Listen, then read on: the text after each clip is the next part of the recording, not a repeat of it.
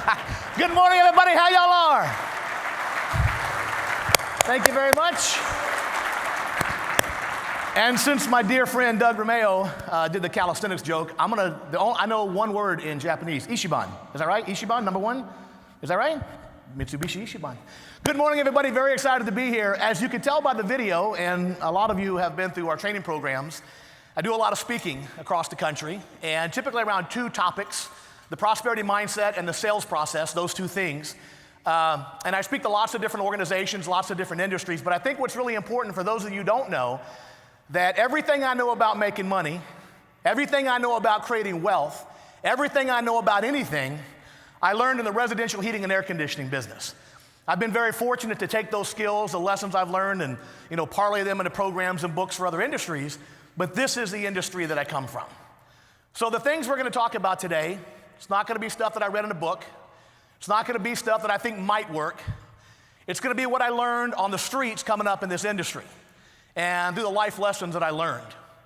Now, as I travel around the country speaking to groups such as this, I have a very simple question I like to ask. It gives me a pretty good vibe of the room. And that simple question is this: any married folks here in the room today, by show of hands? Holy Toledo. Okay, second question. Any happily? Couple? I think marriage is a wonderful institution. The operative word there is institution, right? So, any 20-year vet, I've been married 25 years. 25 years I've been married. If you take all my marriages, you stack them end to end, it's over 25 years. People tell me I should be a wedding planner. I mean, that's how good I am at planning weddings. I've got some friends of mine, I was talking to Doug about this last night, got some friends of mine just had their 20th wedding anniversary. Any 20-year vets in the marriage business? Wow. I mean, you think about what it takes, 20 years, the commitment, the ups and downs, the peaks and valleys in a relationship. Well, my friends had their wedding anniversary, 20th wedding anniversary, and they had a big dinner planned. And the night of the dinner, the wife was ready to go. She was looking like $1 million and she's ready to go. And she can't find her husband anywhere. So she's walking around the house and she's calling for him, can't find him anywhere. Finally, she walks down to the basement. And she sees him sitting down there on an old milk crate, crying like a little boy. And she goes over to him and she said, "Baby, what's the matter?" He says, "Well, you remember we were kids and your daddy was sheriff?" She goes, "Yeah, baby, I remember daddy was the sheriff." He said, "Well, you remember when we was in high school?" He said, "If I didn't marry you, he was going to put me in jail for 20 years. She said, "Baby, I think he was just kidding." He said, "You don't understand. I'd be getting out today." I know about two jokes, and John writes that I can't tell the other one. So, by the way, John, why no Saints? Why no? I got Jay-Z Mouton back there. We want some Saints action. Let's do it in New Orleans next year, right? I actually I live in Colorado now, but I grew up in South Louisiana. We're going to talk about some very simple ideas. Many of you may have read this book, The Power of Consistency, and that book really stands for a couple of simple ideas. And we're going to talk about some of those ideas today, and we're going to put a new little twist on them. Today I want to talk about dreams and kind of getting back to your initial dream of why you got in this industry. When you get into business, not just our business, but any business, we get into business for time and money freedom. This is why you go into business, to make a profit and hopefully have the time to enjoy, time and money freedom. The reality sometimes, however, is very different. Sometimes you go into business for time and money freedom and you go through a number of years and you find you have neither time, nor money, nor freedom, right? And so today I want to get back to some of those basic ideas and get us back to our dreams, because what happens sometimes in life, and this is just kind of the way it goes sometimes in life can work you over, right? Nobody gets out of this deal alive. Nobody gets through life on this planet without getting your teeth kicked in from time to time. And what happens sometimes is that we go from having this big dream, this huge dream, to settling. After a few years, we say, man, the battle's just too difficult. The road is just too hard. We're just gonna settle. And what we're gonna talk about today is to breaking through that tendency to want to settle, because things are hard sometimes. But we got to get back to the basics. We got to get back to the dreams of our youth. We got to get back to basics of time and money freedom. So let's talk about those things, time and money freedom. How many people would agree that's kind of why you got into business? For time and money freedom. You wanted to make some money, You wanted to have some time to go fishing, spend some time with your family, do whatever it is. But the reality, as I said, sometimes can be very different. So I want to talk about time and money freedom and what it takes. I got in this business in 2004. And by 2009, I had grown my residential HVAC company to $20 million in sales. And in fact, in 2009, that little company was selected by Inc. magazine as one of the fastest growing companies in America. So I was able to kind of live the dream in our industry of the time and money freedom. The last couple of years I owned my company, I was in the office 1 day a week. The other 4 days of the week, I was out speaking and doing this. And was able to run an HVAC company that was doing, $7, $8, $9 million a year, and do it with the management staff and the systems in place that would allow me to travel and work and do what I needed to do and only be in the office 1 day a week. That's when you're working on your business instead of working in your business, right? And that's what we want to get back to. By the way, in the same year, in 2009, I wrote my first book, a little book called The Upside of Fear. Many of you may have heard about it or read that book, and it's really just a story of my life. Kind of the peaks and valleys, the ups and downs. And the reason that my life story is in this book is not because of the business success. A lot of people have had business success, more success than I've had. But the reason that book is a life story or my life story, as Doug alluded to, in just January of 2003, just 14 years ago, I was 39, almost 40 years old, and I was living in a homeless shelter. Now, when I tell you that I was broke and homeless, that is not a metaphor. This is not actually a picture of me, by the way. I've had a lot of change in my life, but the reason I use this picture is because the room that this gentleman is standing in looks pretty much like the room I was living in January of 2003. When I tell you I was broken homeless, it's not a metaphor. I had no home, I had no car, I had no furniture, I had no family, I had nothing. I had squat. I had so completely destroyed my life by the time I was 39 years old that the shelter was the best I could do. So the reality is, it doesn't get any lower than where I was in January of 2003, as Doug suggested, just 14 years ago. And you think about, where you've come in your life and your business, and you think kind of, the journey that I've had to go. It was a long journey. And as Doug alluded to, the reason, by the way, I was in that shelter is because I had just been released from the federal and state penitentiary. From 1987 until 2003, that 16 or 17 year span, I spent roughly 13 of those years in the penitentiary. Now, we don't have time today to get into the details of that story. And many of you have heard me speak before. We go into a great detail about that story, why I was there. We don't have that kind of time today. So what I've decided to do is I want to make this book available to everybody in this room so that you can read the story, all the story, warts and all. I'd like you to take out your phone real quick. Just take out your smartphone. And I want you to go to your text option and type in there 96000, 96 and 3 zeros, and text the word upside. And what will happen, you'll get a text back telling you how to get the copy of the book. You just put your name, your email, and it'll download an electronic copy, and you'll get a free copy of the book. And I do that because people are normally interested, how did this guy end up in this situation? And as I said, in our 2-day trainings, for those of you who have been through the core training programs, we talk a lot about that, the mindset that it took for me to kind of get out of that situation. So text the word upside to 96,000 and you'll get a free copy of that book. So let's talk about time and money freedom. What does it take? 3 things we're going to talk about today. Number 1, focus on the dream. Clarity is power. There's an enormous power in knowing what you're doing and what you're working on. Number 2, we're going to talk about taking consistent action towards the dream, right? Those consistent steps that we have to take day after day. As was once said, even if you're on that track in life, you'll get run over if you just sit there. You got to be taking consistent action towards the dream. And the third thing we're going to talk about this morning is modeling an expert. Do you know how you make $1 million a year? Do you know how to make $1 million a year? You do the thing that the guy that's making $1 million a year does, right? You got to model an expert. You got to find somebody who's doing what you're doing and repeat what they're doing. Don't reinvent the wheel. Don't try to second guess it. And certainly don't take advice from the guy that's not doing what you want to do. You got to take advice from people who are accomplishing the things you want to accomplish. So I want to talk about these things. Focus on the dream, consistent action, and finding a role model. And boy, do we have one here with us this week, by the way. If you don't know, most of you probably do know Michael Capuccio. He is the role model for what can be done in this industry We'll be talking about Mike a little bit more, and Mike's going to be with us all day today. He and I working on some various programs to work you guys through and really be able to model his behavior. So let's talk about focusing on the dream. Clarity is power. Anybody ever heard of a book called Think and Grow Rich? Napoleon Hill was written almost 100 years ago. He was commissioned by Andrew Carnegie and studied the most successful people in the world in the early 1900s. And in 1937, after 20 years of research and study, he decided to write this book, Think and Grow Rich, and outline what they all had in common. There were 17 principles he found that all these really successful business owners and entrepreneurs and inventors had in common.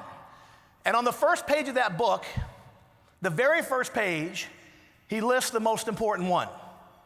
And that is what Napoleon Hill called a definite purpose. You have to have a definite purpose. You have to know specifically where you're going. It's kind of like that scene from Alice in Wonderland, where Alice is saying, which way do I go, which way do I go? And the Mad Hatter or whatever says, well, where are you going? And she goes, I don't know. Then he says, it doesn't matter which way you go, because she had no direction. She was, as it were, right, in a rabbit hole, right? The looking glass. So we have to have specific places we're going. We have to have a specific target. If we can bring the slide back up for just a second, I want to talk about the reticular activating system. The reticular activating system is a filter in your brain. And what it does is it decides what you notice in any given moment and what you don't notice. It basically is designed to decide what's important to you, what's relevant, and what's irrelevant. For example, scientists say that in any given moment, there are 6 million bits of information that potentially you could process. Sights and shapes and sounds and movements and smells and all these different things. 6 million bits of information potentially that we could process. Now, the conscious brain can only focus on one of those things at a time. So how do you decide what you're going to focus on any given moment versus what you're going to filter out? Well, that's the reticular activating system's job. The reticular activating system is to filter out things that are irrelevant to you and then filter in the things that are relevant to you. For example, let's say you're on a hike with your spouse, beautiful mountain hike, and you're walking through the mountains and the beautiful flowers, and there's a river, and there's these beautiful vistas, and the smell of the flowers, and just, the song, the birds singing, just this beautiful, idyllic setting. And you and your spouse are walking down this trail, and then suddenly a mountain lion jumps out in front of you. Do you notice the flowers anymore? Do you notice the views? Do you notice the bird singing? No. In a nanosecond, the reticular activating system filters out all those things because those things are now irrelevant, and the only thing that is relevant is that mountain lion and what you're going to do to get away from it and how you're going to have to outrun your wife, right? You don't have to outrun the mountain lion, just outrun your partner, right? My point is the reticular activating system decides what you notice at any given moment and what you don't notice. So here's why it's so important to get back to your dream, that big dream. That dream that's so big that you're almost afraid to think about it because it's like, I don't want to jinx it by even thinking about it, right? But you got to get back to that big dream. Why? Because if you don't believe that that big dream is possible, if you don't think that it's relevant to you, your reticular activating system will filter out the opportunities you need to get there. In other words, if I'm making $100,000 a year, and that's my dream to make $100,000 a year, and I don't believe I'm ever going to make more than $100,000 because that's how much my dad made, or that's what my brother made, that's what my buddies make. We're all making about $100,000 a year. What will happen is that $1 million opportunity can come walking right past you, and the reticular activating system will filter it out because $1 million opportunity is irrelevant to you. That doesn't even seem possible for you. Listen, I work and speak with entrepreneurs and business owners all over the country. And one of the things I've noticed is they all have one thing in common. They will tell you at some point in their career, they benefited from timing and opportunity, being in the right place at the right time. You got to work hard. You got to have a plan. You got to do the things you're supposed to do. But I guarantee you, every man, every woman in this room who's had success in their life, part of it was being in the right place at the right time. Time and opportunity. The right place, the right time. I was buying a new car recently, and I was at the dealership, and I needed to go to this mini storage to get I traded the car in. I had to get the factory rims. They wanted the factory rims back. So I was going over the mini storage to get these wheels, and I'm in the showroom, and the salesman had left. And so this guy comes up to me, and he says, can I help you? I said, well, I'm here to get Jim. We got to go get these wheels for this car that I traded in. He said, oh, well, I'll go with you. Jim's off today. So I drive over to the mini storage. I'm driving back, and I asked this guy, what do you do here? He says, oh, I'm the owner. I said, you own the dealership? He goes, yeah, I've owned it for years. I said, how in the world did you, he's a really young guy. I said, how did you come to own this dealership? He said, oh, I was just in the right place at the right time. I said, what do you mean? He goes, I was the service writer here in the service department for many years. And Red Nolan, who was kind of the parent owner of these big dealerships, had noticed me. And one day I got moved in the sales department, and one day they made me sales manager. And one day Red Nolan came in, and there was a problem with the old ownership. And he said, hey, how would you like to own part of the dealership? And he sold me part of the dealership. He said, I was just in the right place at the right time. There's so much of that in business, being in the right place at the right time. The problem is, again, if you don't think something amazing is possible for you, if you don't think it's relevant, that opportunity will go right past you because your reticular activating system feels like it's not even possible for me. So this is why I say you got to dream big. You got to dream as big as you can go, and when you're finished going big, go bigger still. You see, there are no limits on what we can accomplish. Oftentimes, we are limited by the expectation of other people. Maybe 30 years ago, 40 years ago, somebody told us things that would limit our opportunities. Maybe they didn't see as big as we saw. It's funny, the things that we hear when we're kids. I was talking to a young man recently, and he told me his dad always told him, think small, son. You'll never be disappointed. Yeah. So he's been thinking small his whole life, but that's the things that people tell us sometimes. You have to think things are possible. I was talking to another young man recently, about 25 years old, and he owned a plumbing company. Had owned it for a number of years. His father owned it for 25 years. Now the son owned it. And he's talking to me, and we're having this conversation, and he's telling me how bad business is, how we can't make any money, and how this is bad and that's bad, and so on and so forth. And at one point in the conversation, he says, well, it's like my daddy always said, plumbers don't drive Cadillacs. I said, well, there's a sign, right? Funny thing is, 2 weeks later, I happened to be down in Florida working with one of the most successful plumbing contractors in the country. And I went down for 2 days to work with his team. And at the end of day one, he invited me out to his house for dinner and wanted to show me a new boat that he just got. So I get the GPS, I take the rental car, I drive out to his house, and just as I'm pulling in the driveway, his wife is backing out of the garage. What do you think she was driving? Escalade, right? And I thought to myself, well, dang, I guess some plumbers do drive Cadillacs. So we got in this Cadillac Escalade. We drove around a couple of miles around this intercoastal waterway. We go out to this marina to see his boat. His boat turns out to be a 65-foot, $3.5 million yacht. And I thought, dang, some plumbers drive Cadillacs and yachts. Now here's the question. Over here I got plumbers don't drive Cadillacs. Over here I got plumbers drive Cadillacs and yachts. Which of the two men is right? They're both right. They are both products of their expectations. You're never going to accidentally create wealth and prosperity. As Napoleon Hill said, poverty and struggle, difficulty will come find you. Wealth and prosperity must be pursued. Poverty and struggle will come, you'll just be living your life doing nothing, and poverty will come up and knock on the door and say, here I am. Here's some struggle. Here's a bad economy. Here's some bad weather. Here's some difficult times. I am poverty. I am here to visit you. I am struggle. It's like that guy, that chaos guy on the insurance thing or whatever. What his name is? Mayhem, right? I'm mayhem. I'm economic mayhem. Let me in, right? But wealth and prosperity is never going to come knocking. You got to go knock things down to get it. And you'll never accidentally get it. It's never going to accidentally happen. It's only going to happen on purpose. So if it's going to happen on purpose, I have to believe that it's possible. I have to believe it's within my grasp. You're never going to accidentally make $1 million. You have to have $1 million of expectation. If my expectation is to make this much, 100 grand, I'm never going to accidentally make 500 grand or $1 million. I have to have the expectation. And the reason it's so important, by the way, to have the expectation is because of this next little topic I want to talk about, which is your thoughts and how your thoughts dictate your life. Your thoughts are your expectations. And when you have a thought, if you look at the top of this wheel here, when you have a thought, any thought, it sends a little impulse into a part of your brain called the hypothalamus. When the hypothalamus gets the thought, it secretes a chemical that triggers an emotion. So you first have the thought, and that triggers chemically the emotions in your body, in your mind, in your spirit, everything. Your emotions are governed by your thoughts chemically in your brain. And then, of course, once you have the emotion, you take some action. The actions, of course, produces our results. Here's the thing that's really important, and it's the reason your expectations have to be very high. You have to dream big.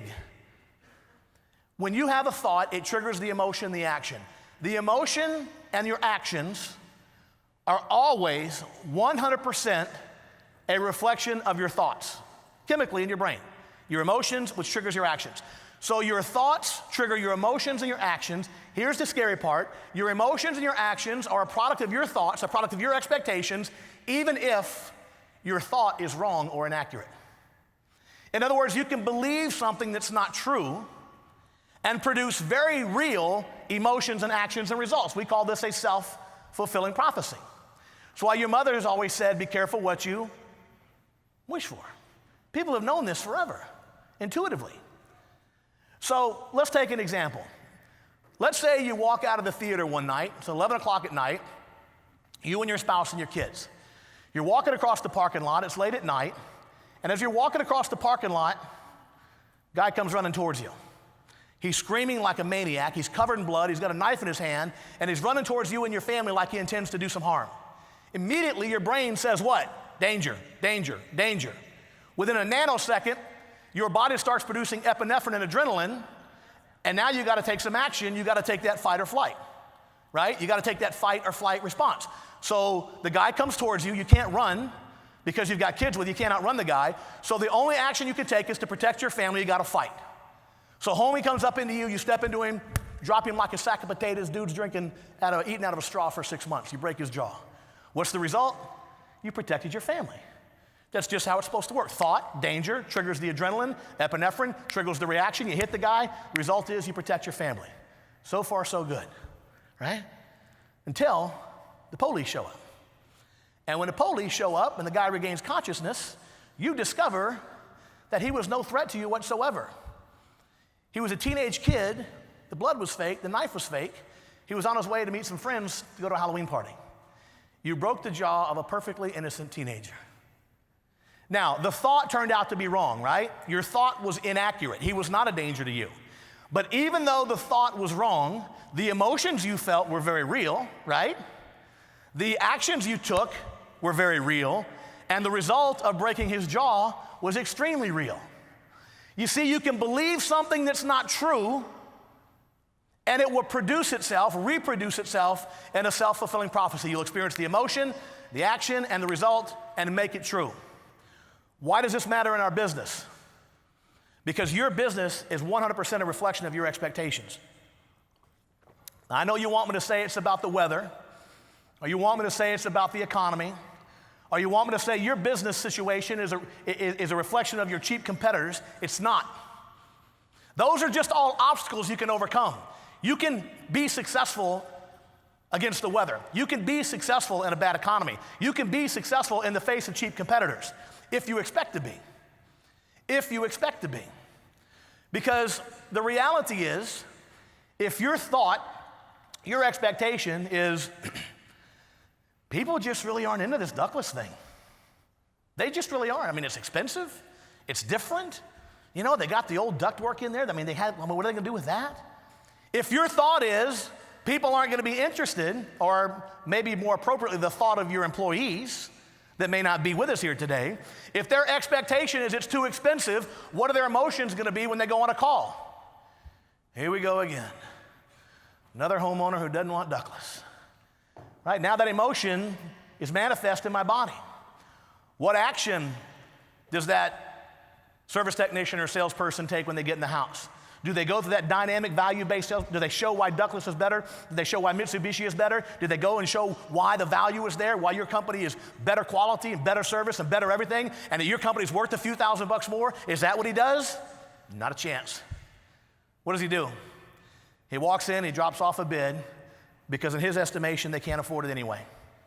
And he walks out of the house, and you know what he says when he walks out of the house? I knew it. People can't afford Douglas. Self-fulfilling prophecy. Now let's take another person. Let's take Michael Capuccio, for example, who if you haven't met, you're going to meet later on this morning. Michael Capuccio's thought is, let me tell you something. We're going to sell a ton of this Douglas. We're going to sell millions of dollars of this Douglas. And by the way, we're going to control our labor cost while we're doing it, because that's the biggest variable in business is your labor cost. I'm going to find a way to control my labor cost, and I'm going to sell the hell out of some Mitsubishi Douglas. And that's all I'm going to do. What emotion does Mike have going in a call? What's his expectation? His expectation is, oh, they're going to get some Mitsubishi Douglas before I leave here today. Whole different thought, right? What are his emotions walking in? He feels 10 feet tall and bulletproof. He feels that confidence, right? What actions does he take? He goes in and he starts selling his company. He starts selling Mitsubishi Douglas. He starts showing that homeowner why they're better, why he's better. And what's the result? Thank you, by the way. What's the result? A lot of people say yes. A lot of people say yes to Mike Capuccio to the tune of millions and millions of profitable dollars. We'll talk about that later today. You know, the funny thing is, when Mike Capuccio walks out of that house, he says the same thing as the loser. The same thing. You know what he says? I knew it. I knew people like Douglas. I knew they could afford Mitsubishi. We are products of our expectations, nothing more, nothing less. It's not about the economy. It's not about the cheap competitors. It just isn't.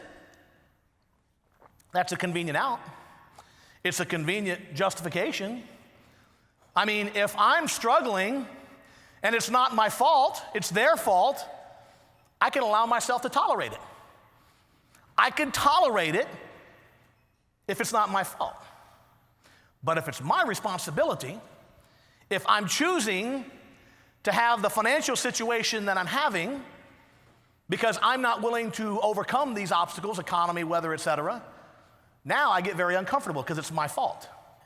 But that's just the reason why we have to take ownership. Einstein once said that you cannot fix anything at the same level of thinking that created the problem. Now think about that in its simplicity and its wisdom. You cannot fix a business situation at the same level of thinking that created your current business situation. You cannot fix a financial problem. You cannot fix a cash flow problem. You cannot fix a profitability problem at the same level of thinking that created the problem. I mean, if my best thinking created the problem, I got to get some different insights. I got to start thinking different. I have to elevate my thinking. We have the benefit of having the expert here today, Mike Capuccio. So just understand, as we go into this conversation throughout the course of the day, and you're going to your various breakouts, some of you are going to be here with Mike and me here for a while, and they're going to rotate through the various breakouts.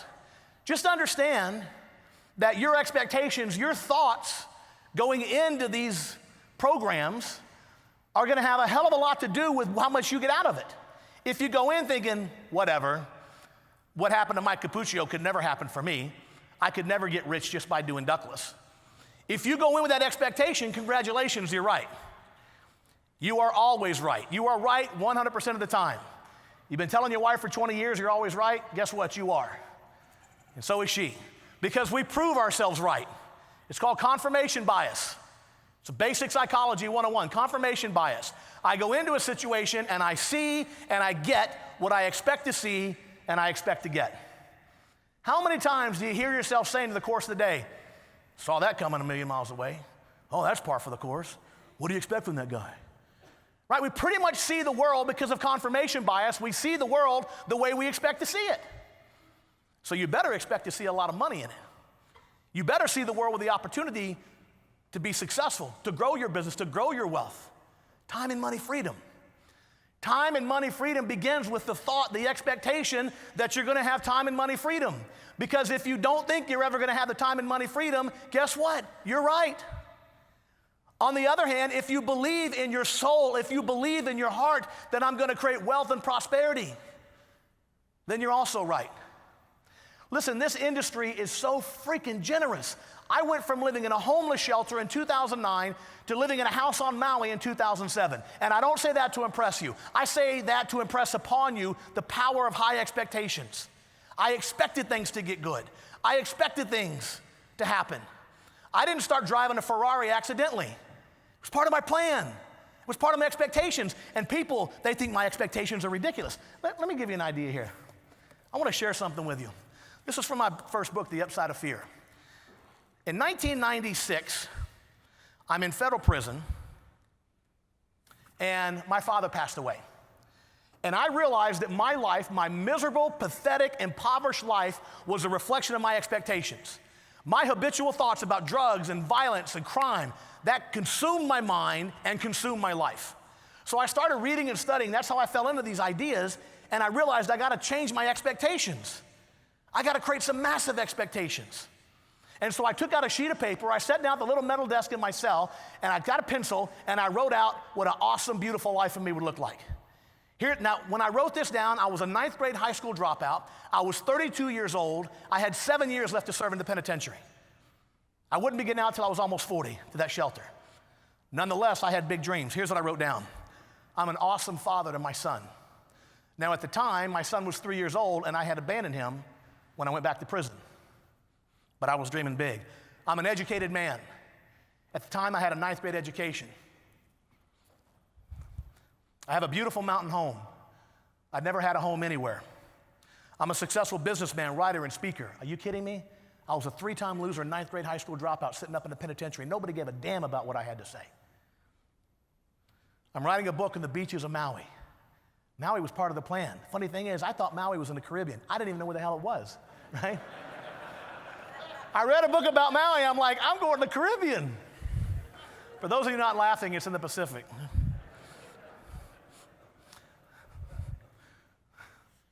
That's pretty funny, huh? I come up with some good shit sometimes. You say enough shit in your life and something will be right and funny. I'm wealthy beyond my wildest dreams. I was making 50 cents a day in the penitentiary. Are you kidding me? I have an honest, trustworthy, beautiful wife. Only if you count Bubba, my cellie. I'm a man of honor, character, and integrity. I had a better chance of getting struck by lightning and winning the lottery in the same day than any of those things happening. But I became convinced, as Stephen Covey taught me in The 7 Habits of Highly Effective People, that I could live out of my imagination and I didn't have to be held hostage to my past. I could be a better person. I could be a better man. I could live a different life. And I believed, yes, I can live out of my imagination. I don't have to be held hostage to my past, the violence, the drugs, the incarceration, the poverty. I made a decision that my expectations were going to change, and I wrote that list out on a sheet of paper, and I stuck it to the wall in my cell with toothpaste. And every day for the next 7 years, I would study that list. I would imagine what it would be like to be that person. And 7 years later, I walked out of the penitentiary. And within 5 years, everything on that list came to pass. I got out, I got my son. He was 10 years old. He's 25 years old now. I raised him. He's in his 7th year of a 4-year program at the University of Colorado. He's not a math major. He's not a math major. You can do the math on that one. We went down to New Orleans for a Saints game a couple of weeks ago, and my son says to me, he goes, Dad, now a lot of guys I know have been in college 7 years. He said, now I know they're doctors, but, you know. He's a musician. Enough said. I got my GED. I got a bachelor's degree and an MBA in management. Beautiful home in Colorado Mountains, beautiful home on Maui. Everything that I dreamt sitting in that cell in 1996, 21 years ago, happened within a few years of walking down to the penitentiary. It wasn't an accident. I didn't get luckier. I got intentional. I got focused. You got to get focused on the things you want because there is power in the clarity. Knowing specifically what you want, knowing specifically what you're going to accomplish. You can't be waffling. You can't be, well, maybe I'll do this and maybe I'll do that. You got to say, what is my definite purpose? With my family, with my health, with my business, what is my purpose? Clarity, power and clarity. Consistent action towards the dream. So now I have the dream. $10 million a year business, whatever it is, $1 million of profitability, whatever your dream is, as big as you want to go.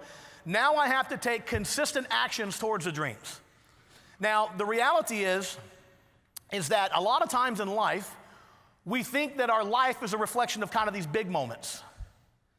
The reality of your life is an accumulation of tiny things, what I call seemingly inconsequential events. Little things that we do over and over and over without ever thinking about it. Because think about the big decisions in your life, right? Should I open this business, or should I take this job, or should I marry this person, or should I buy this house? When you have big decisions, you typically will kind of contemplate the pros and cons. And so more often than not, you make good decisions. It's not the big decisions you got to watch out for in your life. You'll get those right. You have to be careful about the millions of seemingly inconsequential decisions we make every single day that don't seem like anything. How many years have we known in this country, for example, smoking's bad for our health? 100 years? You know? And yet a lot of people still smoke. Good people, decent people. Why would people smoke cigarettes knowing what we know about tobacco at this stage of our human development? Why do people smoke? Because it won't kill you today. There's no immediate impact of smoking. In fact, smoking a cigarette is the ultimate seemingly inconsequential event. It's just one cigarette. If you smoke one cigarette one time, it's not going to hurt you. It's the repetition of that seemingly inconsequential event over and over and over. There's no immediate consequence. And maybe, just maybe, you're one of the lucky ones that dodges that bullet. My grandmother, may she rest in peace, she lived to be 90 years old. She smoked 2 packs of Pall Malls a day for 60 years, and she died of some other shit. She did not die of cancer, right? I mean, she just died of getting old, right? No COPD, no emphysema. So she dodged that bullet, right? Maybe that's you. Maybe it's not. But whatever's going to happen with smoking, we know it's not going to happen today. But imagine if you took an avid smoker, and instead of giving that smoker one seemingly inconsequential cigarette at a time, imagine you give that smoker a year's worth of cigarettes at one time, 2,000, 3,000 cigarettes, right? And you wrap them up like a giant blunt, and you take them to, I live in Colorado, it's cool. You take the 3,000 cigarettes, and you give them to him at one time, and you say, smoke them if you got them, pal. Smoke 3,000 cigarettes at one time. Would he smoke 3,000 cigarettes at one time? No way. And if you ask him why not, you know what he'd say? Make me sick. Might kill me. Yeah. Smoking 3,000 cigarettes at one time will probably make you sick, and it might even kill you. But guess what? Smoking 3,000 cigarettes, one seemingly inconsequential cigarette at a time, will make you sick and might kill you too. This is the conundrum of human nature. That you give us the big decision, the big 3,000 cigarette decision, and we make the right choice and we say no. But you break those 3,000 cigarettes down to 3,000 seemingly inconsequential decisions, and we say the exact opposite answer and say yes to every single one of them. This is the insanity of the human brain. I wouldn't do it 3,000 at a time, but I'll do it one at a time 3,000 times. It's the same 3,000 cigarettes. And we do it in our business. Imagine it's the end of the year, December 31st. You just finished up your year. You go out and you get in your vehicle, you get in your truck, you get in your van, and you get in your van, and there's a paper bag there with $50,000 of cash in it. 50 grand. And that represents your bonus. $50,000. Now, $50,000 is $200 a day, right? $200 a day, 5 days a week, $1,000 a week, 50 weeks, $50,000 is $200 a day. So while you're sitting there counting your 50 grand, imagining all the amazing things you're going to do with it, your customer, your homeowner comes out and taps on the window of your car and says, hey, can I have that money? What do? Do you give it to him? Not a chance, right? What if he asks you a second time? Come on, man, just give me the money. Just give me the money. Would you give it to him? Hell no, that's my money. It's my family's money. What if he said, come on, man, just give me half, just give me 25K, give me 25 grand of the 50. Do you give him half your money? No, of course not. You make the right decision and you keep your money. You don't give your money away. But this is the crazy part about human nature. You take that 50 grand and you break it down to the seemingly inconsequential things you have to do every single day to make that extra $200, and we make the exact opposite decision, and we give the $200 to the homeowner in the form of discounts or in the form of products and services, Mitsubishi ductless that we never even offer. You wouldn't give your money away 50 grand or 100 grand at a time. You can't give it away 200 bucks at a time. You can't give away your 50 grand 200 bucks a day. You got to make the same decision when it's 200 bucks as you would when it's 50 grand and say, I'm keeping this money. I'm not offering the discount. Oh, and by the way, we're going to offer some additional products and services that are going to drive my average ticket. Listen, I've been as dirt poor as you can be. I have literally been on the streets in my life. I remember one time downtown Colorado Springs in the wintertime, February of 2003, I'm living in that homeless shelter, and I'm trying to find a job. It's hard to find a job when you have the background that I have.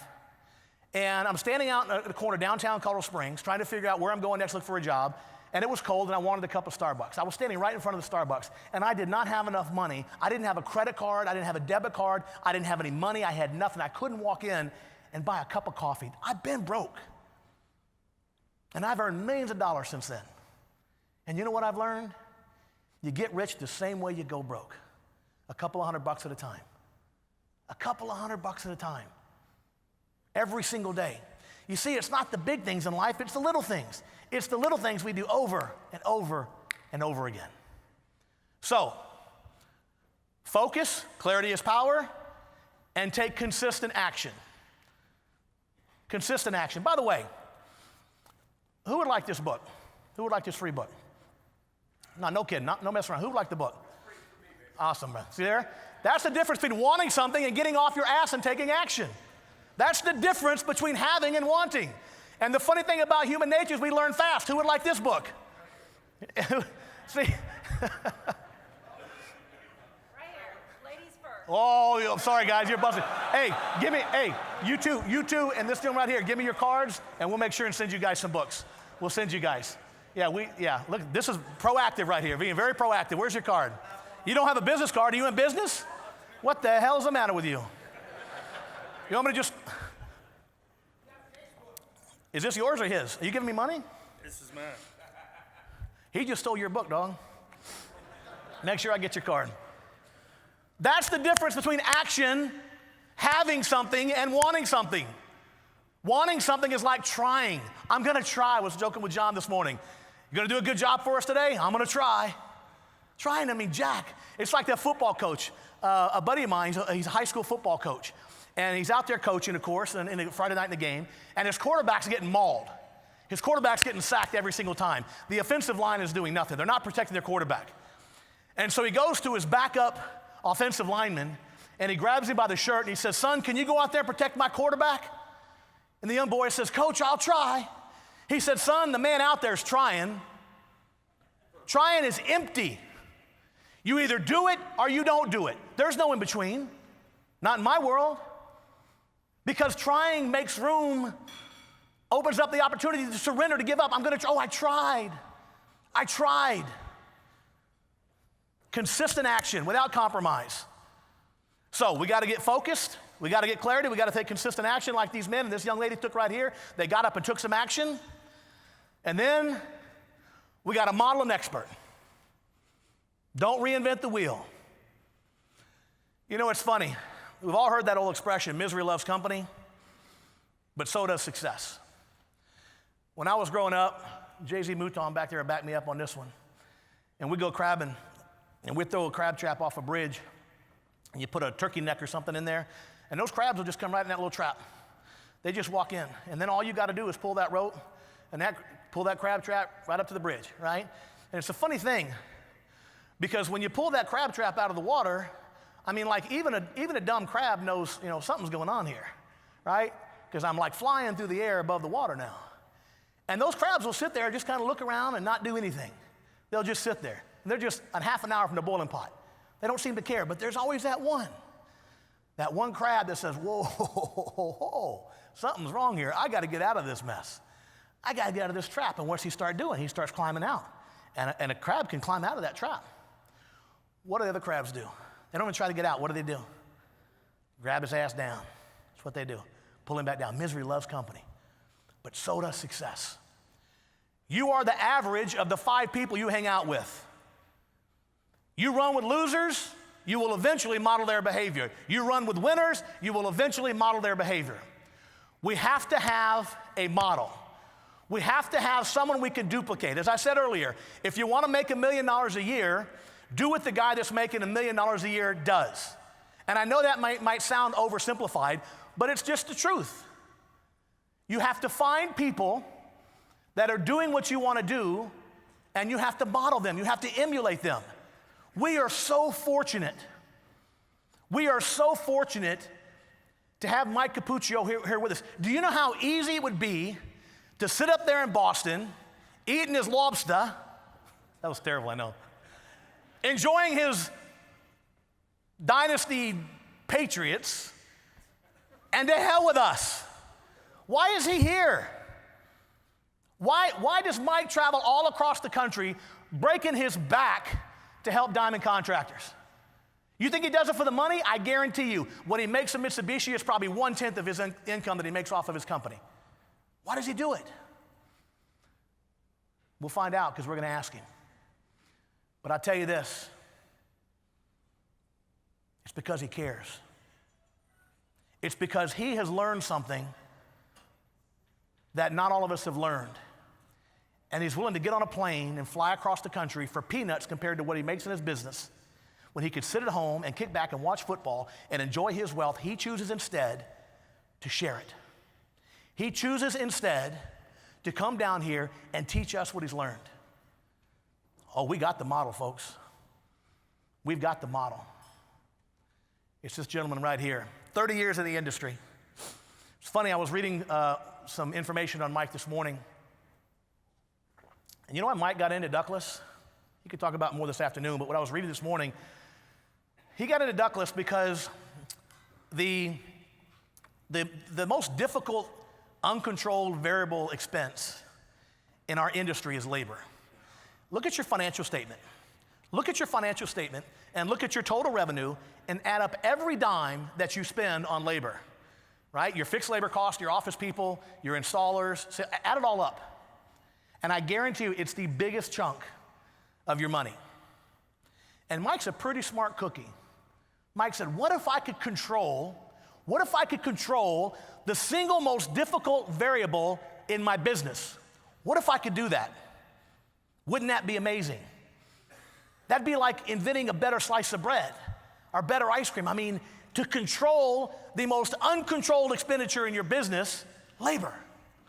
I mean, your equipment cost is the same every time you buy a piece of equipment, right? It doesn't change. You know what that is. It's going to be this much, and I got to charge this much if I want to make a profit. But your labor, oh, no. Your labor can get away from you so fast, right? Overtime, somebody falls through a ceiling, right? Something bad happens on a job. So Mike Capuccio says, what if I could control my labor? And he decided, you know what I'm going to do? I'm going to go 100% ductless because my labor is a fraction of what it is in traditional unitary systems. And so he gets into this line of the business. He started, you know what he did? He started his first year, you know how much ductless he sold? $20,000 in ductless his first year. You know what he did last year? $4 million. 100% ductless. 100% ductless. 100% Mitsubishi ductless, right? That's why he's here. Wouldn't that be ironical? I had to take him out back like they do in the casinos. Me and Romeo had to work him over. O'Brien might get on some of that too. 100% Mitsubishi ductless. Controls the biggest variable in our business. We got a couple of guys in this room that have that kind of success. We're fortunate to have Mike Capuccio. His company, which he'll talk about, NETR, we'll talk about that today. When we come back from the break, we're going to be privileged and honored to have some time with Mike. I think an hour and a half or 3 hours, I think 2 hours, so 3 hours total. And here's what Mike's going to do for us. Mike is a servant. He has a servant's heart. He has a servant's spirit. He has a servant's mentality. He wants to transmit the information from his brain into our brains. And he's going to take us through the 4 critical steps that allow him to sell millions of dollars of Mitsubishi ductless. He's going to take us step by step. and teach us. And there's not going to be any mysteries. He's not going to hold anything back. He's not going to play a game on you. He's not going to withhold a piece of the puzzle. He's going to give you the 4 things that make him successful. And so when you leave here, when you leave this session that Mike and I are going to do together, when you leave here, you will have the recipe, you will have the directions to do exactly what Michael Capuccio does. You cannot blame your competition. Does Mike have competition? Of course he does. Does Mike have periods of time where the weather doesn't cooperate? Of course he does. Does Mike have periods of time where the economy doesn't cooperate? Of course he does. He is successful despite the challenges. Listen, successful people are not successful because they somehow avoided life's problems. We all have life's problems, the same 3 problems, right? Money problems, health problems, relationship problems. Everybody has relationship problems. Everybody has money problems. Everybody has health problems at some point in their life. Successful people are not successful because they somehow avoided those problems. They are successful because they prosper in the face of a bad economy. They prosper in the face of cheap competitors. They prosper in the face of weather that's not cooperating. That's what a champion does. That's what Michael Capuccio does. And so if you want to know how to make a ton of money in this business, then you got to ask the guy making a ton of money in this business what he's doing, and he's going to tell us, and then do it. But it takes action, just like this young lady, just like these gentlemen. They got up and took action. You can't just raise your hand and say, I want to be wealthy. I want to be wealthy. Choose me. It's not how it works. The only thing that will visit upon you is struggle, poverty. You can raise your hand. Poverty will come find your ass, I promise you. Success and wealth and prosperity, you got to go get. You want to be Michael Capuccio? You want to be like Michael Capuccio? We got to do what he does. That's what we do. In 2002, I was in the penitentiary. It was 6 years after my father died, and 6 years after I made the decision to change the course of my life. I only had 1 year left to go in prison. I was 38 years old and had 1 year left to go in prison. I was super, super excited. I didn't care that I was getting out to a homeless shelter. I didn't care that I was going to have to struggle initially. I had focus. I knew exactly what I wanted. I was willing to take consistent action without making excuses. And I role modeled some very successful people. And that's exactly what I'm asking you all to do, is to get focused on what you want for your business. Be willing to take consistent action, not just try, not just say, hey, here I am, come find me. You got to be willing to take consistent action. And then, of course, we got to role model somebody, in this case, Mike Capuccio. So I was excited about getting out of prison. And I'm sitting in the cell house one day, and I'm on the phone, and the prison guard, the cop, comes walking past me. And as he walks past me, he fell down. Now, I didn't know exactly what happened. At first, I thought he tripped or something. I wasn't sure what happened. But I turned around, and the guy is sitting there, and he's like flopping around having some kind of seizure. I'd never seen anything like it. Looked like a fish out of water. I turn around and I see this guy. Now my first thought, that first nanosecond thought, rule number 1 of the penitentiary, the police are not your friend. You don't interact with the police, you don't talk to the police. I had seen men get beat down to within 1 inch of their life for talking to cops too much. You just don't do it. And you certainly don't help them in a situation like that, not unless you want to have some serious problems on the yard. But I looked at this man, he's flopping around, and my initial instinct was, dude, it sucks to be you. Because you're the only cop in the cell house, everybody else convicts. But I had to make a decision about what I was going to do. And instead of making the same decision, remember I said before what Einstein said, you cannot fix a problem at the same level of thinking that had created the problem? Well, 6 years earlier, on that sheet of paper that I had on my cell wall, one of the things I had on that list is that I'm a man of honor, character, and integrity. So in that moment, instead of making the decision I would have made for many years before that, which is you're a cop, you're screwed, I made a different decision because I'd been putting that in my mind for 6 years at that point. So I knew I had to help him. If I was truly going to be a man of honor and character, I had to help the cop. So I kneel down over the guy, and at first I'm just trying to get my hands around his forearms because he's flopping around, he's hitting himself in the head. I'm trying to hold the guy, kind of stabilize him, and just as I get my hands around his arms, all of a sudden, like somebody turned a light switch off, dude was gone. I didn't know if he had a stroke or an aneurysm or a heart attack, but he was violently fighting me, and then he just collapsed. And like that, dude was dead as a doornail. I couldn't believe it, what I just saw. I said, this man just died right in front of me. So I started thinking, I got to do something. I mean, I could see like the color of his skin turned gray. You could see he was getting no oxygen. He was dead or, on his way to dying. I wasn't for sure. But I thought, I got to do CPR. I got to help this guy do CPR. Problem was, I didn't know nothing about CPR. In fact, the only thing I knew about CPR at that point, to be honest with you, is what I'd seen on Baywatch in slow motion. Right? So I took a moment, asked myself the obvious question. What would Pamela Anderson do? Pause for a moment. I pictured her in that red bikini. Got lost in anyway. But what I remember is they push in the chest, right? Yeah, I put my lips on hers, yeah. You were getting ahead of me there. You must have read the book. I started pushing on dude's chest, nothing happens. I push on dude's chest again, nothing happens. Finally, I realized the only way I'm helping this guy is I got to put these lips on those lips, right? And it wasn't Pamela Anderson, right? In fact, her lips would have been like this big. She had like so many injections, right? It would take 3 or 4 of us to kiss Pamela Anderson. I'm sure we have many willing participants. So I realized I got to put my mouth on this dude's mouth. So I put my mouth on his mouth. I can taste the Dr. Pepper that he'd been drinking when he fell down. It was all I could do not to gag right there on the dude. But you know what was worse? Like worse, gentlemen, I'm just giving you a heads up here. What was worse than Dr. Pepper? Be honest, I halfway like Dr. Pepper. What was worse than Dr. Pepper? The whiskers. Oh my God. When my little baby lips touched his whiskers, he had like 4 or 5 day growth. I thought I was gonna have a stroke right there with him. Just gonna die right there on top of him. But I felt those whiskers. I nuzzled in there real nice and tight. And I breathed, and nothing happened. I nuzzled up in there again. I breathed, and nothing happened. Dude was dead as a doornail. Finally, after about 2 or 3 minutes of me just beating on this guy's chest and basically making out with him, 2 or 3 minutes later, I hear some cops bum rushing the unit. Some guys had gone to get some help, and a bunch of cops came rushing the housing unit, and they started locking the cell house down, and it just was total chaos.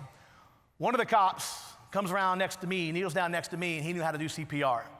And he knew right away, he told me later, he goes, right away, I knew that you were helping him. And he says, you gotta pinch the nose and tilt the head back. I hadn't been doing that, right? And so I'm breathing in his mouth, it's coming right back out his nose. So I pinched his nose, I tilt the head back, and then he said, breathe. So I put my mouth on his mouth again, and I breathed, and sure enough, I could see his chest move a little bit. Then the cop gets on him and starts doing the compressions. Tells him to breathe again, he starts doing compressions, back and forth. After about 30 seconds or a minute, we start getting this rhythm, right? And after about a minute, I start seeing color coming back to this dude's face. I'm like, holy cow, this is working. We're getting oxygen in this man's brain.